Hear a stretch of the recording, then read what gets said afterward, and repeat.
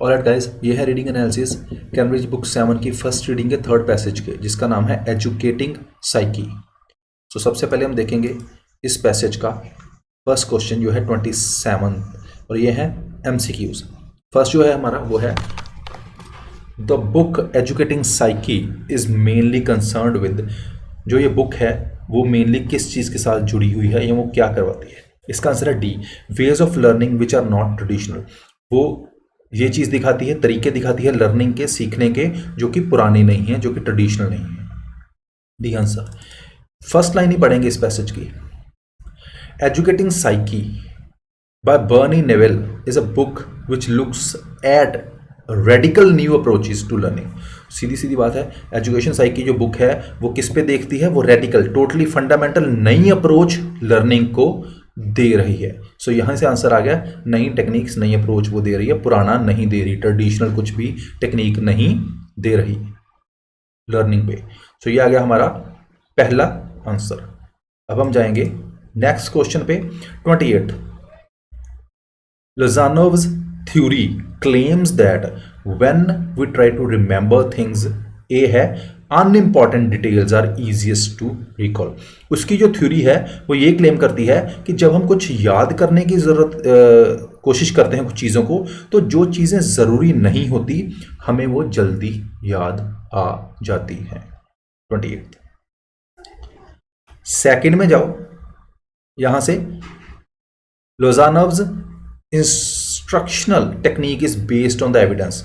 अब उसकी जो इंस्ट्रक्शनल टेक्निक है वो जैसे इंस्ट्रक्ट करता है वो किस पर? एक प्रूफ पर आधारित है, that the connections made in the brain through unconscious processing.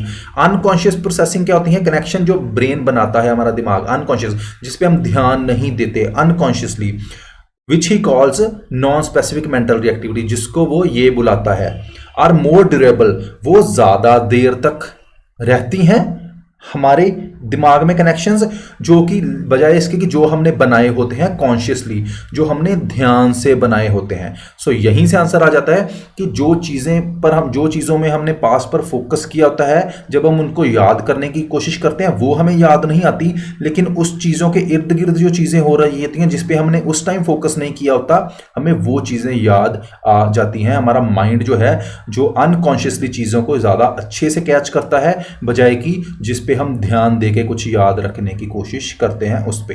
सो यहीं से आ जाता है हमारा क्वेश्चन का आंसर 28 का, यहीं तक आ जाता है, प्रोसेसिंग तक। ठीक है, अब है हमारा क्वेश्चन नंबर 29। उसकी थ्योरी होगी कि अनकॉन्शियस जो है वो ज्यादा अच्छे से याद रखते हैं बजाय कि कॉन्शियसनेस के, ये उसकी थ्योरी है। ठीक है, अब हमारा 29 है, in this passage the author uses the examples of a book and a lecture to illustrate that. इसी पैसेज में ऑथर ने एक एग्जांपल्स दिए हैं, दो, सॉरी, बुक की और लेक्चर की।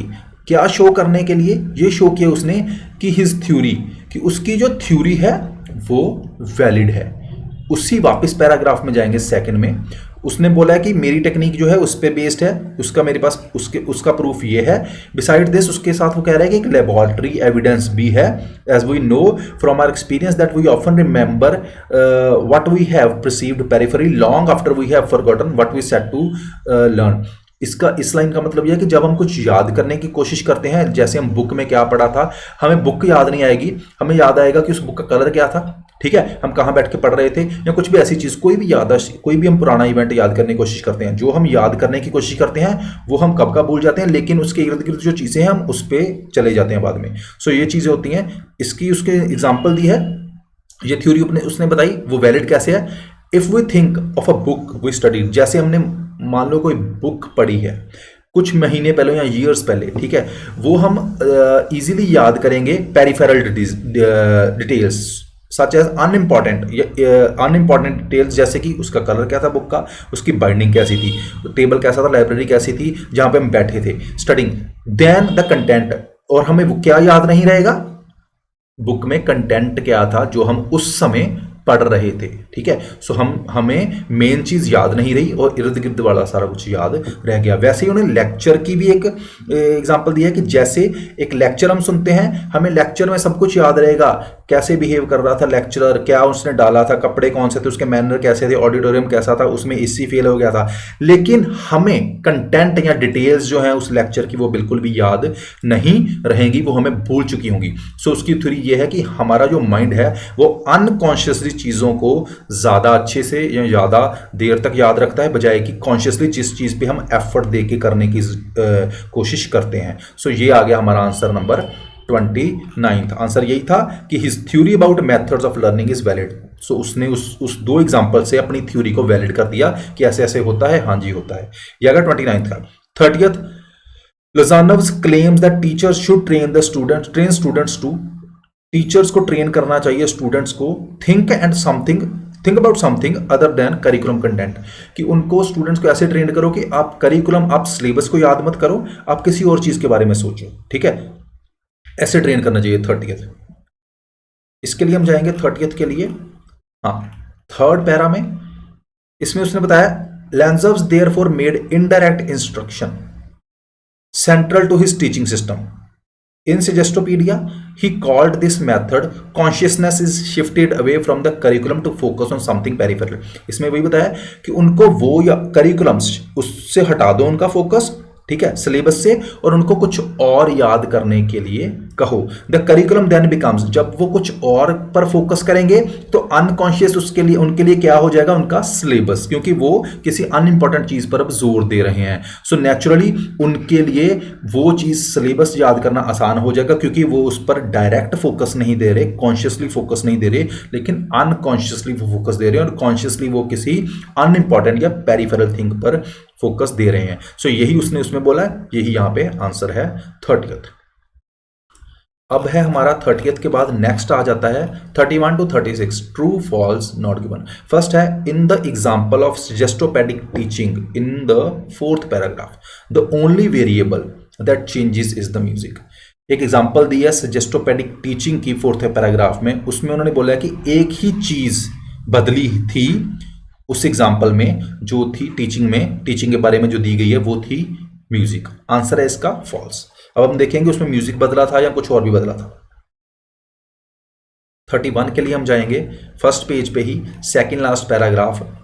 ये है द सजेस्टोपेडिक अप्रोच, ठीक है, in foreign language learning provides good illustration in the most recent variant in 1980 consist of reading of vocabulary and text while class is listening to the music. अब वो दो चीजें करवा रहे हैं इसमें 1980 में, उनको रीडिंग करा रहे हैं वोकैबुलरी की, टेक्स्ट की, और साथ में कोई म्यूजिक भी सुना रहे हैं। ठीक है, first session is in the 2 parts. In the first part the music is classical, पहले पार्ट में क्लासिकल म्यूजिक था, and the teacher reads the text slowly and solemnly. Teacher ने अकेले टेक्स्ट पढ़ा और स्लो पढ़ा। क्लासिक म्यूजिक टीचर ने अकेले टेक्स्ट पढ़ा और स्लो पढ़ा, with attention to the dynamics of the music, और साथ में उसने जैसे म्यूजिक चल रहा था उसके हिसाब से ध्यान देते उसने पढ़ा। टेक्स्ट स्लो और क्लासिक म्यूजिक था। ठीक है, the students follow the text in their books, और स्टूडेंट ने वैसे ही फॉलो किया, अकेले उसने पढ़ा, स्टूडेंट ने अपनी बुक में टेक्स्ट को फॉलो किया।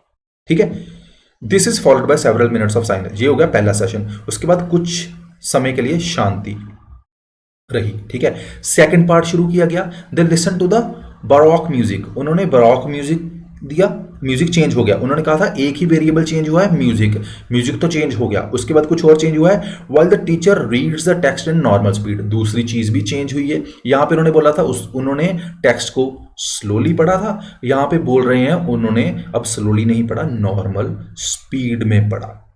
ठीक है, और इस समय बच्चों की बुक्स जो थी वो भी बंद थी, उस समय बच्चे जो थे वो अपने बुक्स में फॉलो कर रहे थे। सो तीनों की तीनों चीजें चेंज हुई हैं, एक चीज सिर्फ फर्स्ट से सेकंड क्लास में चेंज नहीं हुई। सो ऑपोजिट आंसर आ गया, आंसर आ गया नो। ये था 31 का। 32 है हमारा, prior to the suggestopedic class students are made aware that the language experience will be demanding। Suggestopedic class से पहले स्टूडेंट्स को ये चीज़ बता दी गई थी कि लैंग्वेज एक्सपीरियंस जो था होगा वो थोड़ा सा आपके लिए टफ होगा, या वो आपके लिए टफ होगा अगर सीधा कहें। ये भी फॉल्स है। 32 वापिस से फर्स्ट पेज पे जाएंगे, इस पैसेज के लास्ट में पढ़ेंगे। बिफोर हैंड, प्रायोरिटी, पहले से बता दिया था। The students have been carefully prepared, पहले से स्टूडेंट्स को बहुत ध्यान से प्रिपेयर कर दिया गया था लैंग्वेज लर्निंग एक्सपीरियंस के लिए through meeting with the staff and satisfied students that they develop the expectation, क्योंकि मीटिंग के द्वारा या एक सेटिस्फाई स्टूडेंट को सेटिस्फाई करके कि दे डेवलप द एक्सपेक्टेशन, उन्होंने ये एक्सपेक्टेशन डेवलप कर ली कि लर्निंग विल बी इजी। वहाँ पे क्या कहा गया, am pleasant, they will be successfully learn, और वो आसानी से लर्न कर लेंगे। वहाँ पे क्वेश्चन में कहा गया था कि उनके लिए लर्निंग जो होगी वो लैंग्वेज क्लास में डिमांडिंग होगी, यहाँ पे कहा गया है कि वो ईजी होगी। ऑपोजिट आ गया, आंसर आ गया नो। 32। अब हमारा 33 हमारा है true. In the follow-up class, the teaching activities are similar to those used in the conventional classes. Follow-up class में teaching activities जो थी वो सेम ही रही जो कि यूज हुई थी पुरानी क्लास में, कन्वेंशनल क्लासेस में, पुरानी क्लासेस में। ठीक है, आंसर है इसका ट्रू। अब अगर हम यहां से पढ़े, in a preliminary talk the teachers introduces them to the material to be covered but does not teach. उन्होंने कहा कि material introduces them to the material to be covered, उन्होंने बताया कि ये मटेरियल हमने कवर करना है लेकिन उन्होंने टीच नहीं किया। Likewise the students are instructed not to try to learn it during the introduction, और उनको भी, स्टूडेंट्स को भी कहा गया है, इंस्ट्रक्ट किया गया कि आप याद करने की कोशिश मत करो इस इंट्रोडक्शन के दौरान। Some hour after 2-part session, second part आया, देयर इज फॉलोअप क्लास आ गई, at which the students are stimulated to recall the material presented, उनको कहा कि याद करो आपके सामने कौन सा मटेरियल रखा था। Once again the approach is indirect, यहां से आंसर आता है once again the approach is indirect.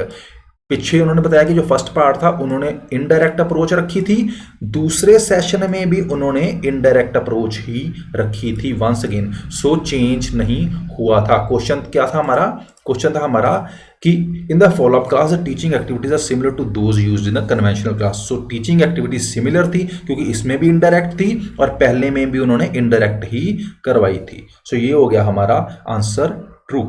34th है हमारा नॉट गिवन, 35th भी है नॉट गिवन, इनकी कोई बात नहीं की गई। ठीक है, उसके बाद ना कोई कंपैरिजन किया गया है। उसके बाद 36 आ जाता है। 36 है हमारा students in a suggestopedic class retain more new vocabulary than those in the ordinary classes. Student जो सजेस्टोपेडिक क्लास में थे उन्होंने ज़्यादा वोकैबुलरी रिटेन करी या याद करी then those in the ordinary class, बजाय इसके कि जो ऑर्डिनरी क्लास में थे उनसे ज़्यादा अच्छे से पढ़े, ज़्यादा अच्छे वर्ड्स। आंसर है इसका ट्रू।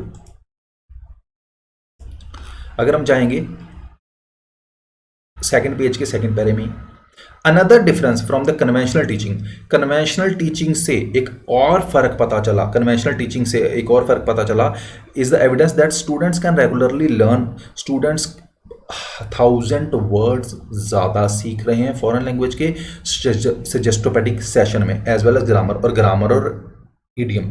सो उन्होंने ज़्यादा अच्छे से पढ़ा क्योंकि उन्होंने सजेस्टोपेडिक क्लास में 1000 न्यू वर्ड्स सीखे। सो नेचुरल सी बात है, आंसर हमारा हो गया ट्रू, क्योंकि हमारा क्वेश्चन भी यही था कि student in suggestopedic class retain more new vocabulary, उन्होंने ज़्यादा वोकैबुलरी गेन करी बजाय कि ऑर्डिनरी या कन्वेंशनल क्लास से। सो आंसर हो गया ट्रू। ये था 36।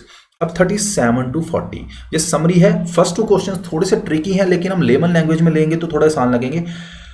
सजेस्टोपेडिक, पहले मैं यहीं से समझाऊंगा। Suggestopedic uses a less direct method of suggestion than other techniques such as hypnosis. Suggestopedic जो है वो लेस डायरेक्ट मेथड, वो सीधा नहीं कहता कि यही याद करो यही रहेगा, क्योंकि उससे हमें याद नहीं होता, ये वो कह रहा है। ठीक है, हमें दूसरे तरीके से याद करवाना पड़ता है। हाउएवर, लेकिन Lozanov admits that a certain amount of ritual is necessary in order to convince the students even if it is just a placebo। लेकिन वो ये कह रहा है कि फिर भी कुछ हद तक हमें रिचुअल को हम ले लेंगे प्रैक्टिस, कुछ हद तक हमें उनको किसी चीज की प्रैक्टिस करवानी पड़ेगी, वो जरूरी है क्योंकि हमें स्टूडेंट्स को कन्विंस करना है, even if this is just a placebo.